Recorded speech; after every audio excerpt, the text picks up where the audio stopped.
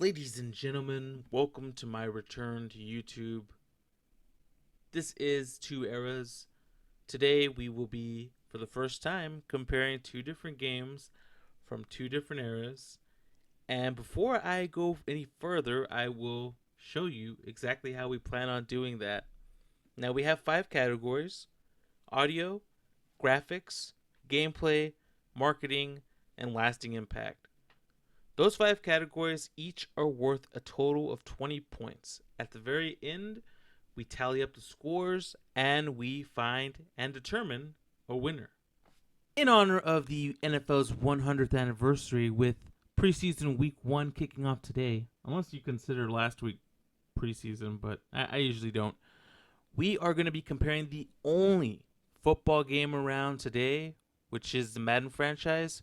We are looking at Madden 95 on the Sega Genesis, and we are matching that up against Madden 20, which was released just a couple of days ago.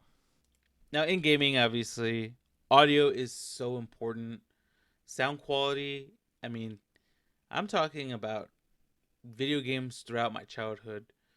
Even in the 8-bit, 16-bit eras with Super Mario, Mario 3, Super Mario World, I mean, Tecmo Bowl, those games had amazing audio.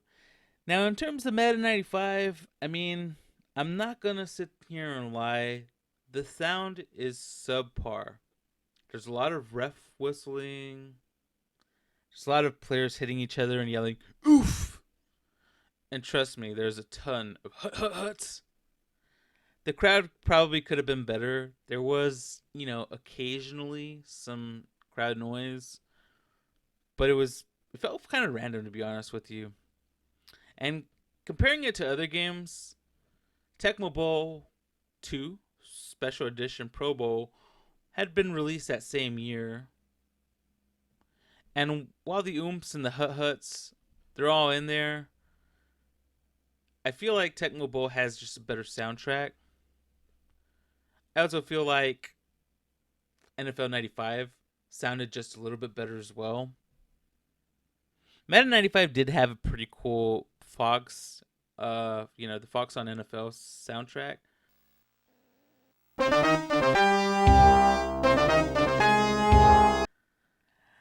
I'm gonna have to give Madden 95 a kind of a subpar audio rating of 10 out of 20.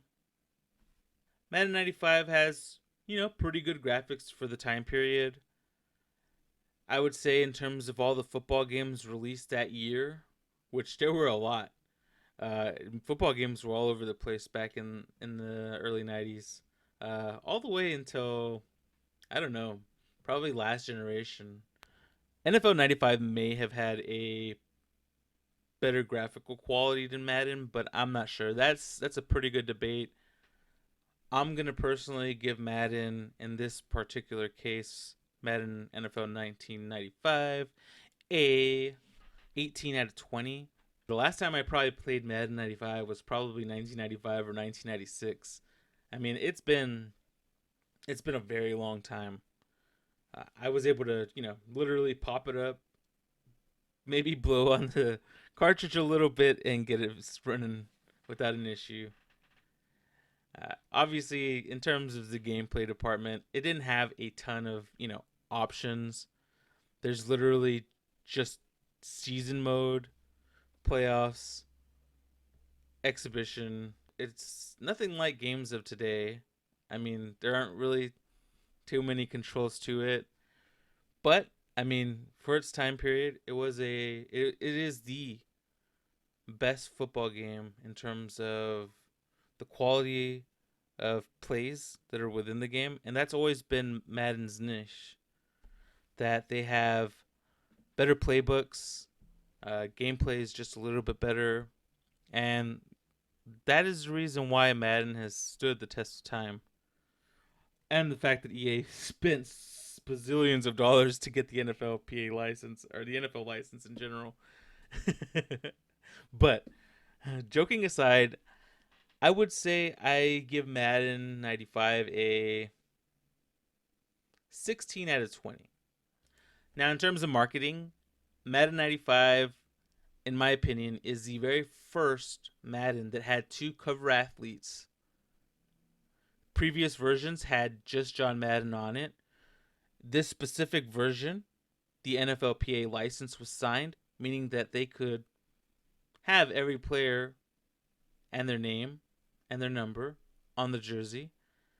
This specific version of Madden has two players, like I mentioned, Dallas Cowboys left tackle Eric Williams and San Francisco 49ers defensive lineman Carl Wilson. Now, Carl Wilson's number, for some reason, is edited to number 70. It is very possible that this happened just because they hadn't gotten the NFLPA license yet. I did hear that that was very last minute for the 95 iteration of Madden.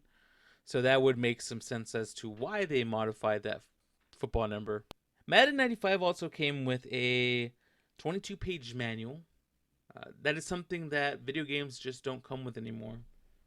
Kind of unfortunate, to be honest with you. I used to love, you know, opening up a game and reading the manual. I don't know why, but I don't do that with anything else. But back when I was a kid, I read the manuals. Madden 95 also had commercials that were shown during NFL broadcasts, Saturday morning cartoons. Hell, even Blockbuster had a Madden 95 commercial. So they definitely got, the point out there that, the Madden football game existed. Now, I know it's hard to compare Madden 95 to Madden 20. Commercials for Madden 20 is crazy. But I got to give Madden 95 some credit. I'm going to give it a score of 18 out of 20, comparing it to its time and other video games that were released during that period. I say that EA did a pretty awesome job at making the Madden franchise known. So here we are, our final category for Madden 95, and it is lasting impact. As I told you earlier, Madden was in the Times top 100 video games of all time. It wasn't just top 100, it was number 50.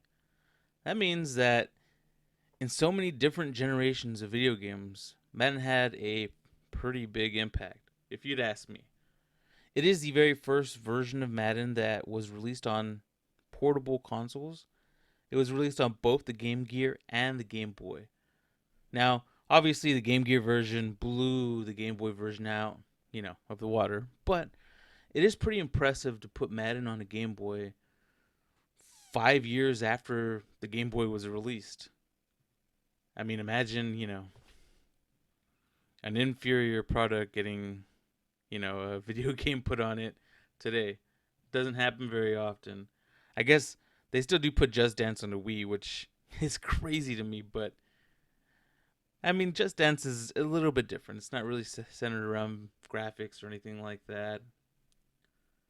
It is also the very first Madden that included the 2-point conversion. This specific Madden had much better AI improvements than previous iterations of Madden. Now, when we're talking about that, I'm saying there was better intelligence. When the computer had the ball and it was up, it would actually run the clock. Or if it was down, it would, kick an onside kick.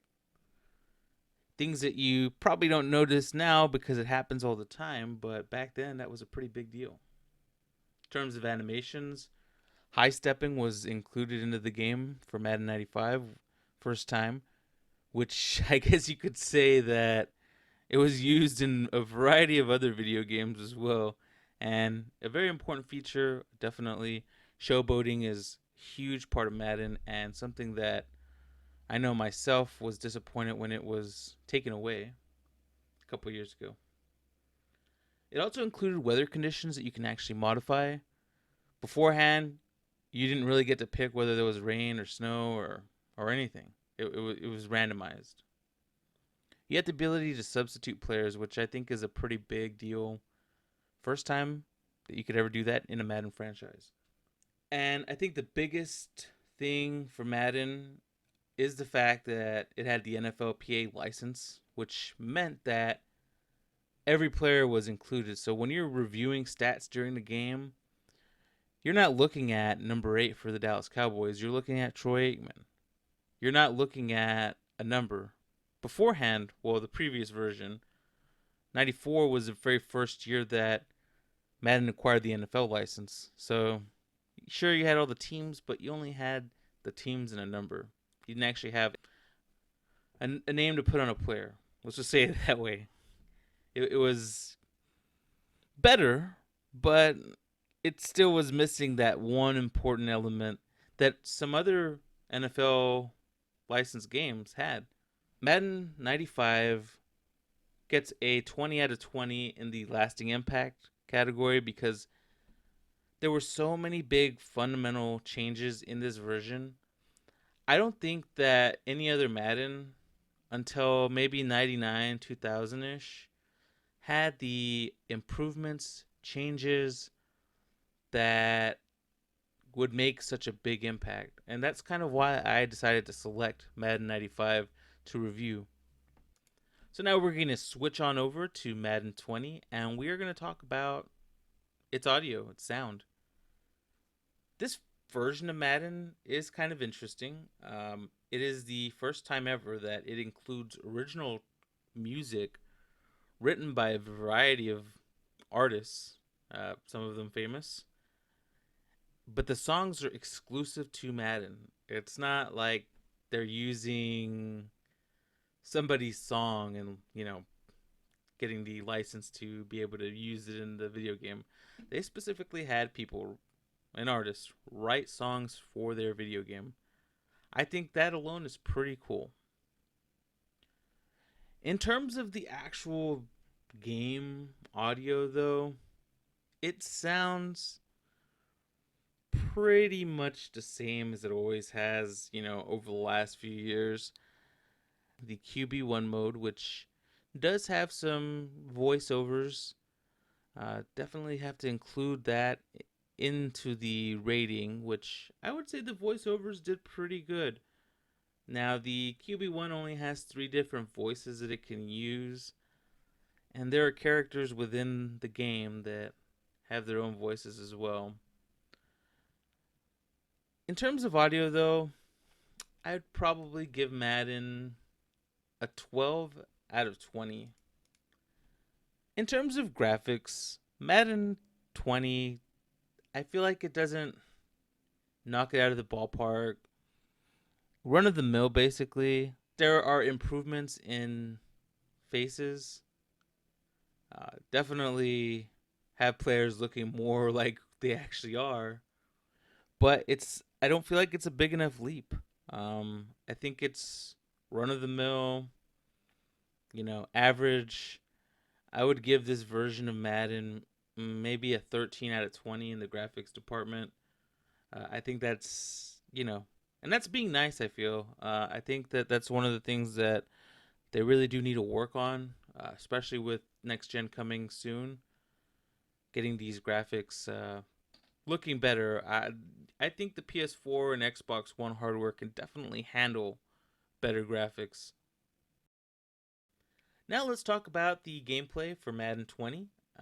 First and foremost, I thought that I would be sitting down for 45 minutes downloading an update, and no, it was a day one patch was about 2 or 3 gigs. Obviously, it also takes some time to install the physical game onto the console. I think it may have taken under 10 minutes to get the patch and the game completely installed onto the console. That, in my opinion, is pretty impressive. I thought I was going to have to wait 45 minutes to get that game on there. Now, some additions to this year's Madden compared to last year's is the Real Player Motion 2.0. Now, I played last year's version. I only played 1 or 2 games last year. I have not really been into Madden in a while. I gotta say, whatever they did to Madden, I hope they keep it this way. It was really fun playing Madden. I was throwing touchdowns like crazy.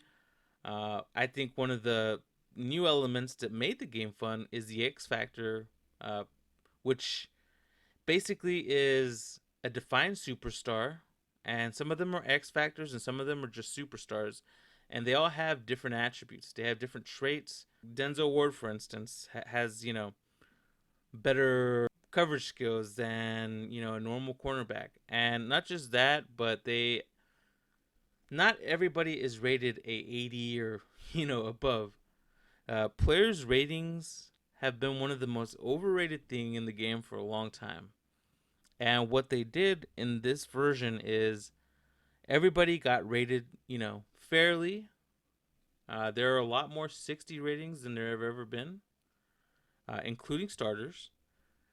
There are X factors.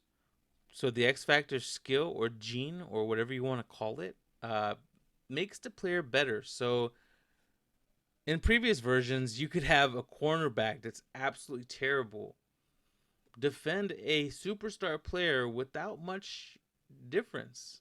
Now it's a lot different. I was throwing passes to Odell Beckham that were pretty ridiculous, and he was making the plays. It felt exactly like back in the day, Madden 06 with Michael Vick, and just having fun with, playing the game. When I played it last year, like, it didn't feel like this. It definitely felt. I felt back at my Madden roots, I guess you could say. I used to play this game a lot with friends. Used to kill them. Last time I played Madden against somebody was against my brother-in-law, like 3 years ago, 4 years ago. And trust me, I was terrible. I still won the game, but I was like, man, I have not played this game like the way I wanted to in such a long time. And I had fun. The other game mode, like I mentioned earlier, they removed long shot and replaced it with QB1. QB1 is, I played a couple hours of it. It's basically a journey following a college quarterback that ends up having to play in the college football playoffs. It's story mode basically, and Madden's had story mode for a couple of years now. I didn't play the long shot mode, so I know that the long shot mode was a continuation for 1 or 2, maybe 3 seasons of Madden. They did end up putting in 10 college football teams that you get to pick. I guess that's kind of cool. It would have been cooler if you could pick any major college team, but I understand. They're picking the most popular schools. In this case, I picked Texas, as you see during the highlights here.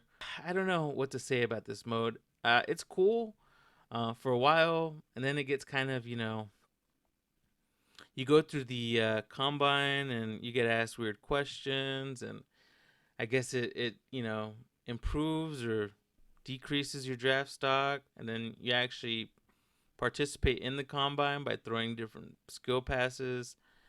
It's interesting.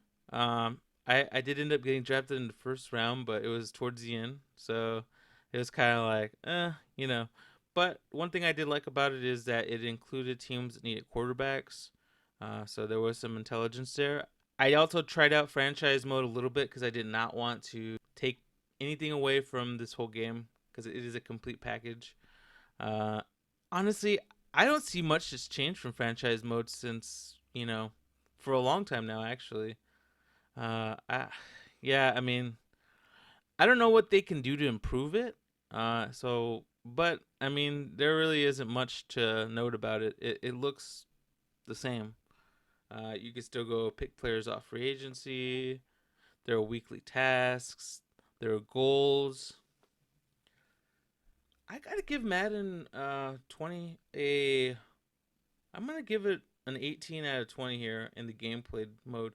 I actually had a lot of fun playing Madden 20, and I think I'm gonna play a lot more. Now, marketing is a whole nother level for Madden 20.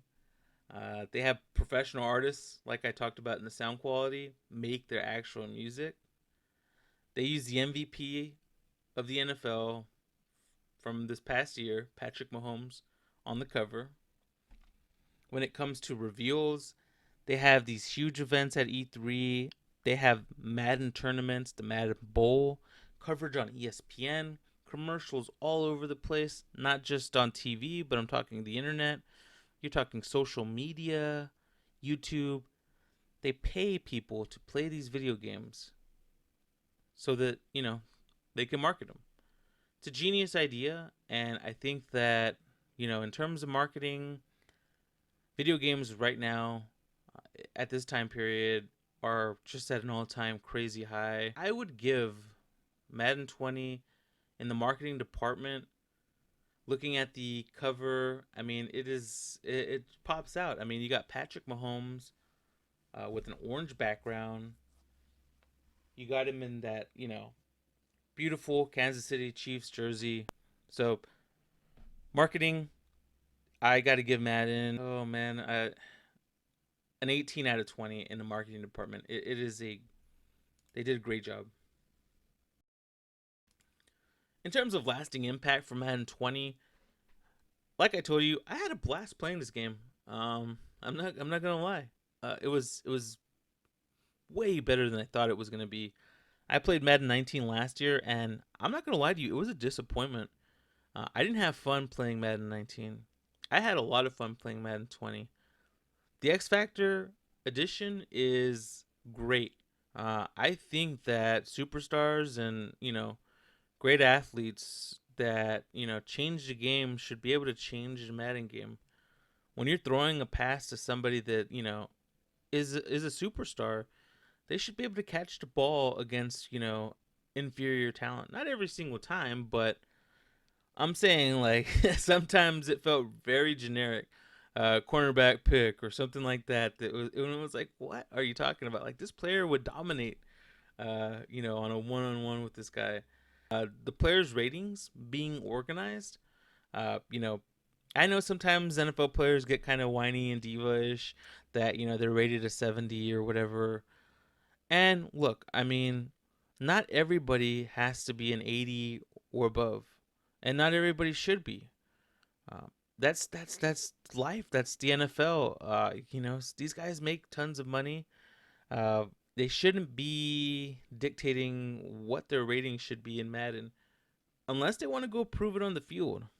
Then that's a different thing.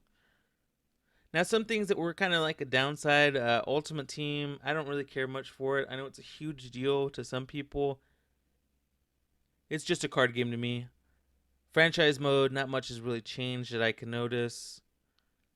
The other thing was the QB1 mode, which is basically story mode in Madden. I had a little bit of fun in the beginning, but it started getting kind of dull, to be honest with you. And then at the very end, you get drafted, and you're basically playing a regular game of Madden season mode, where you have goals and et cetera, et cetera. So, eh, you know, that isn't a make or break. But I think the X Factor, I think the Real Player Motion 2.0, and actually, making players have average ratings are all things that can be carried into the next Madden and potentially put into, next generation Maddens, which is awesome. So with that, I give Madden 20 a 15 out of 20 in the impact rating. At the end of the day, as you can see, Madden 95 has edged out Madden 20.